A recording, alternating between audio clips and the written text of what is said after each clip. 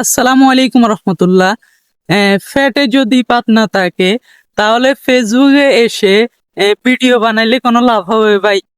এই কথাটি বলার একটাই কারণটা হচ্ছে আমার কোনো এই ফেসবুক থেকে কিংবা এই অনলাইন জগৎ থেকে এখনো 1 টাকাও ইনকাম করতে পারি নাই।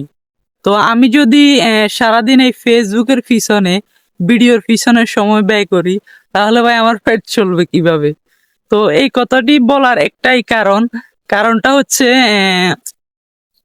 আমি মানে আগের মতন ফেসবুকে অ্যাক্টিভ হতে পারতেছি না কারণ হচ্ছে কাজ করা লাগতেছে ভাই। কাজ না করলে পেটে ভাত জুটবে না, কেউ ভাত খাওয়াবে না ভাই।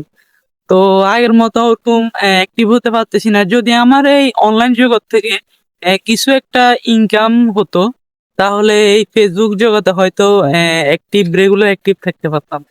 তো এখানে আসলে আগের মতো ওরকম অ্যাক্টিভ হতে পারতেছি না। যদি আপনারা ভিডিও গুলো লাইক কমেন্ট শেয়ার করেন, তাহলে কিন্তু আবার আগের মতো অ্যাক্টিভ। এখন এটা হচ্ছে আপনাদের কাছে, আপনারা যদি আগের মতো ভিডিও গুলো লাইক কমেন্ট শেয়ার করেন, আর লাইক কমেন্ট শেয়ার করতে কিন্তু কোনো টাকা পয়সা লাগে না ভাই। অনেকে অহংকার করে যে তাকে লাইক কমেন্ট শেয়ার করলে সে উপরের দিকে উঠে যাবে। তো এটা আসলে একটা অহংকার। তো আপনারা যদি লাইক কমেন্ট শেয়ার করেন, ভালোবাসেন, তাহলে আবার আগের মধ্যে একটিভ হবো। এ, তো এতটুকুই বলা। সকলে ভালো থাকবেন, সুস্থ থাকবেন।